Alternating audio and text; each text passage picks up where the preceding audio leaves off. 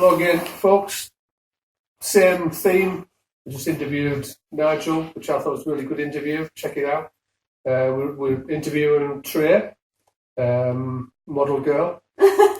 She's also, like Nigel, made a massive amount of progress over the past year. In fact, I think 6 months, it pretty much fast-tracked. Yes, it has. Yeah. Now, Trey has kind of also got into the fighting side, where she enjoys the fight training. So it's going to be slightly different, this interview, because although Nigel has improved in that area, you've kind of made that fighting aspect your own, haven't you? Yes, I think we noticed that last week, didn't we? Both have made, Nigel and Trey, made massive amounts of progress in quite difficult combinations that have been introduced every so often. But it's also helped to improve the fitness as well. Yes. So I'm going to be asking Trey about her progress, and probably in the last 12 months, emotionally and physically. We'll start with the emotionally. Right. Because I'm a big believer that if you train to a certain degree, it helps with the emotional aspect. Feeling a bit anxious, fat, or whatever. The workouts give you focus, it gets the body working, gets the blood pumping. So I certainly would recommend that for people who are struggling a bit with depression or anxiety. Just get out there and do something. So, Trey, progress emotionally. Emotionally, I think I am stronger emotionally. I do have bad days, I have bad weeks, and I find that being physical with the exercise, it's really helped. I mean, I do focus things anyway, but the physical side is more beneficial, I find. So we've been doing a wee bit more bag work, and I noticed that was more beneficial even.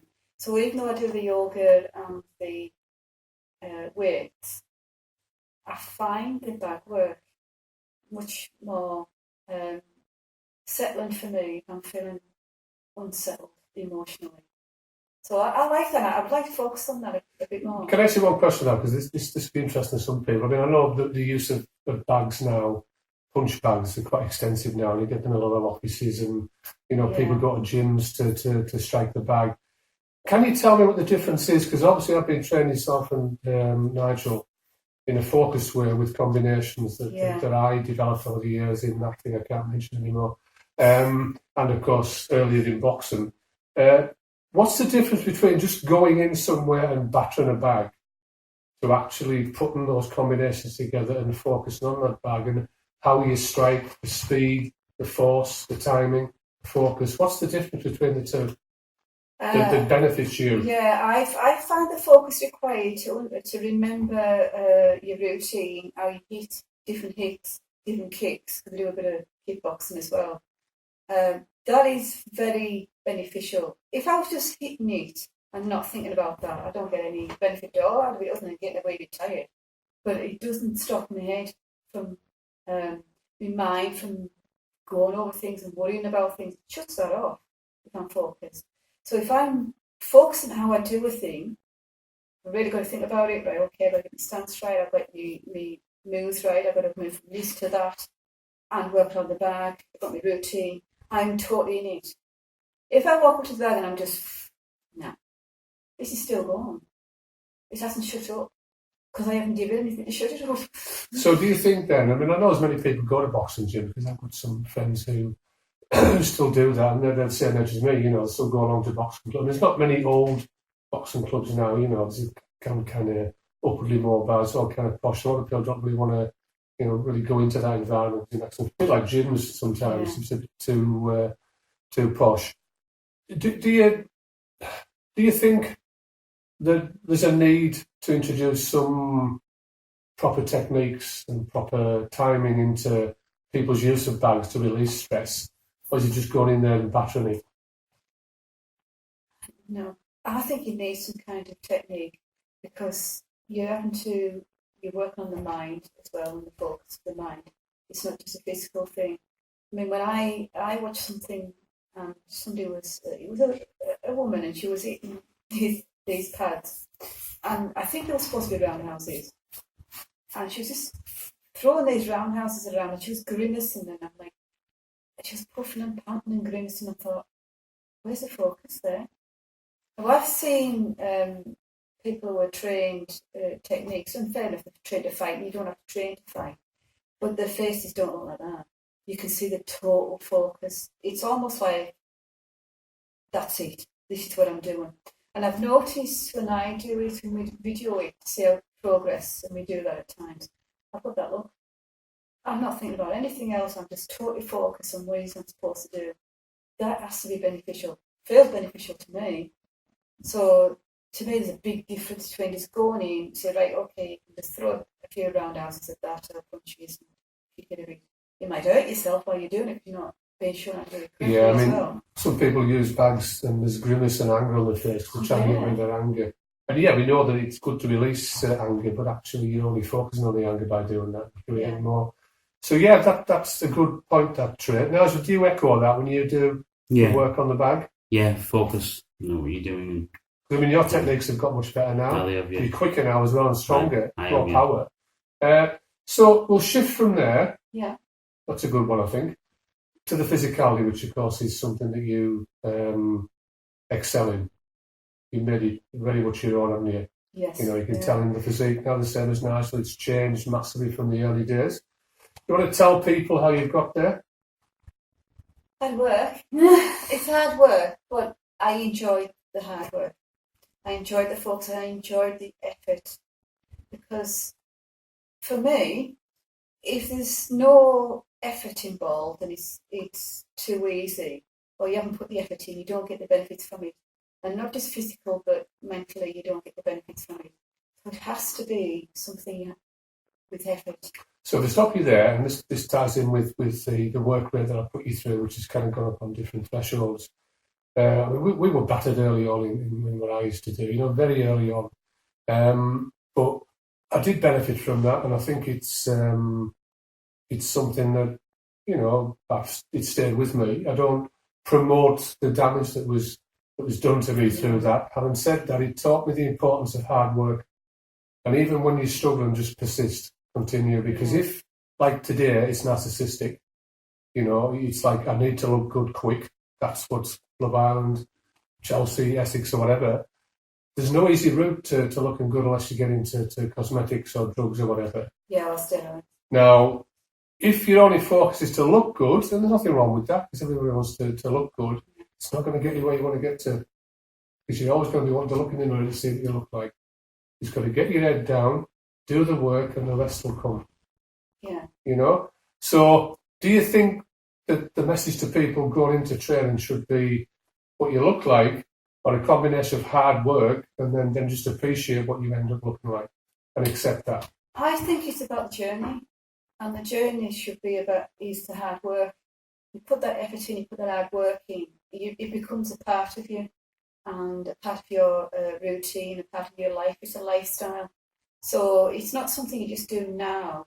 You'll be doing this when you're 70, 80, 90. You'll be doing a part of this. You'll still be an active person. It becomes that way of thinking and living. I think it should be like that. I feel the benefits of it being like that for myself. If it's about how you look, then you can't stop the aging process. It's always going to change. Yeah, so what happens if it's about how you look? And, you know, maybe when you get to 60, you think, oh, I don't like the way I look. Yeah, that's a good point, because I've got a friend, I won't mention the name, who was on the circuit with me fighting, and then when he was all over, and he wasn't as quick as he used to be, and he wasn't as fast as he used to be, he wasn't as powerful as he used to be, it really got to him, and he started to drink. Yeah. He missed that perpetual training, that hard training, you know, and then the combat and stuff like that. And where I accepted I was not going to continue to be, you know, as quick or as fast or as powerful, I accepted that, but I accepted also that I could still continue to work at a certain rate. I wasn't fighting anymore, but I could still, you know, do the business. And that I think you've got to, it's all part of just being who you are and just pushing on and continuing, not saying, oh, well, if I do that, I'll look like that. It's not going to work. You might for a short while, but then your body changes.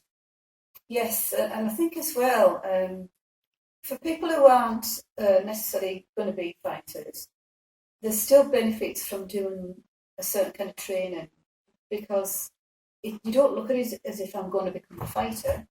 You look at it as the benefits of what that'll do for you physically and mentally, and enjoy it. You know, enjoy learning the skills and getting involved and get focused on those skills and improving those skills to an extent.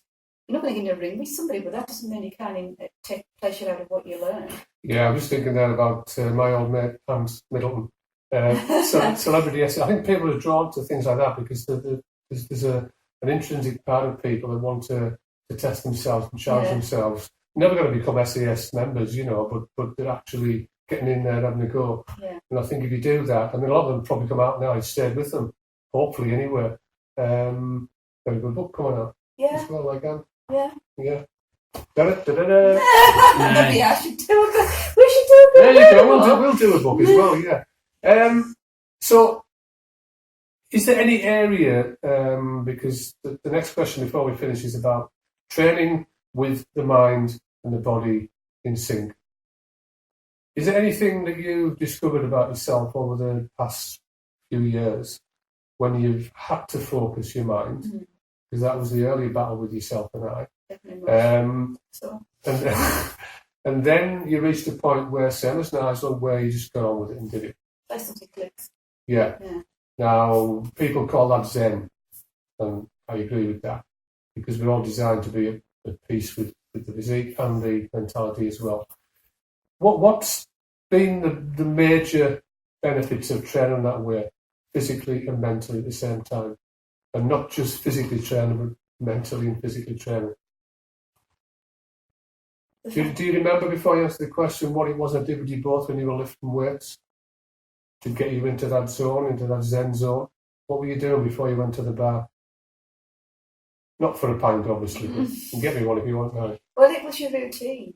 Your routine? And what was that routine? Well, it was your positioning, your hand space, and if it was heavy, you would feel it before you try to lift it. You know, there was a routine you went What was through. that doing? Just getting your head ready. You're getting your mind into the ready for the actual lift and what you were doing. So it's taking away from here, chatter, to quiet. What did I do when that slipped when you were working out? Oh, I've pulled us back to it. Yeah. Right, if I take you to more gyms that we've got around here now, what happens when people walk into a gym? Most people that walk into the gym. It's like chaos. When you see, I've seen it on TV, and it's kind of like noisy. There's people talking, and they're talking off, and they're not really focused on what they're doing, and they're supposed to be. And then suddenly they just walk up to a weight and start picking it up. And you think, well, I'll start using a bit of equipment. And you see people. I remember years ago when I went to a ladies' gym, people were on, say, the cycling or the stepping machine, talking to each other. How about you just get on with what you're doing? Have you got breath left at all? Because I was literally falling off them things because I was focused on what I was doing. They were actually having a conversation. So there's always room for the social side, obviously, in exercise, and we have that banter as well. But if you want to achieve something, you have to go in there totally focused on what you're going to be doing. Yeah. Not taking selfies, and not hi Jim, you all right?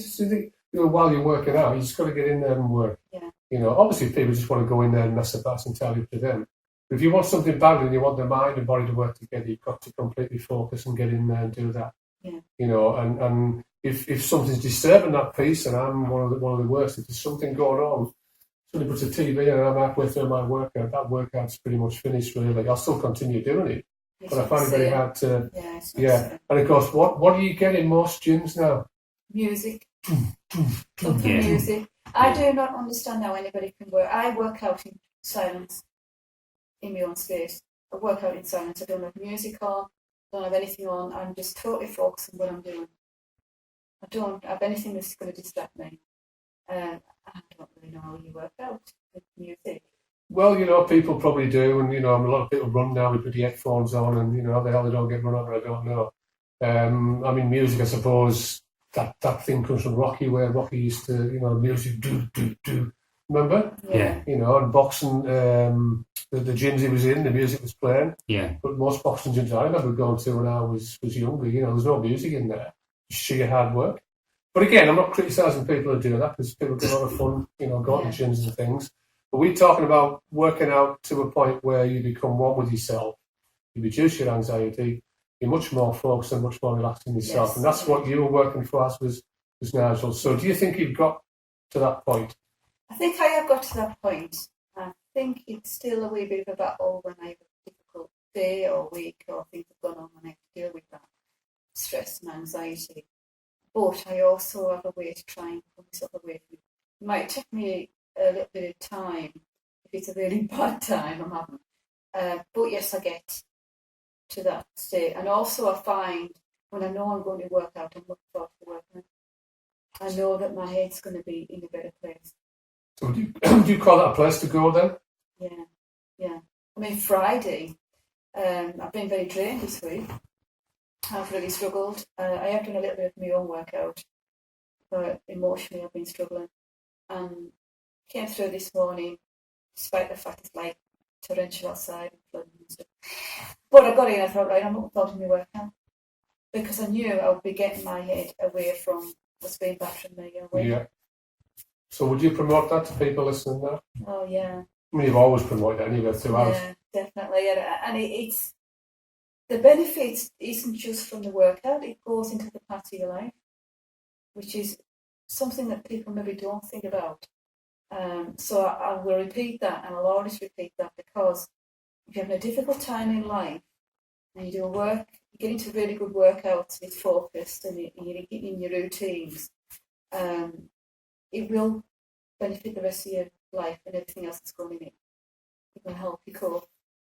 Has Debbie done that for you? Yes, definitely. Yeah. 2 further questions before we round off, because Nigel's waiting for his chips. So I want my chips. Nigel's doing on his diet. Yeah, mine. I want my chips. Right. The first one is what do you think that you've improved in physically? We've talked about the emotional side. Which area do you think you've improved the most, or is it holistic? Is it all over? I think it is all over, but my core and my legs have been getting a lot stronger of late. I've been working on my top half because that was way behind, and I think I focused a lot on that.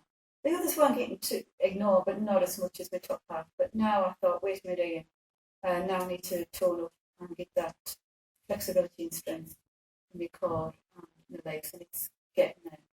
That was my second question. She just answered the second question. Yeah, So 2 questions. this is not good on the interview. Yeah, sorry. Yeah. I noticed it last week. We were doing kickboxing, speed. Oh, absolutely, yeah. I mean, I've seen in both of you. Yeah. It's I'm always proud of people that get to that point because you put it all together. So the final thing is for people listening now. Have you got any messages for the people that are going to be listening to this podcast? I'll start again. Interview. Interview. Oh yeah, podcasting. I don't care. No. People talking. Something that's going on. What? Oh goodness.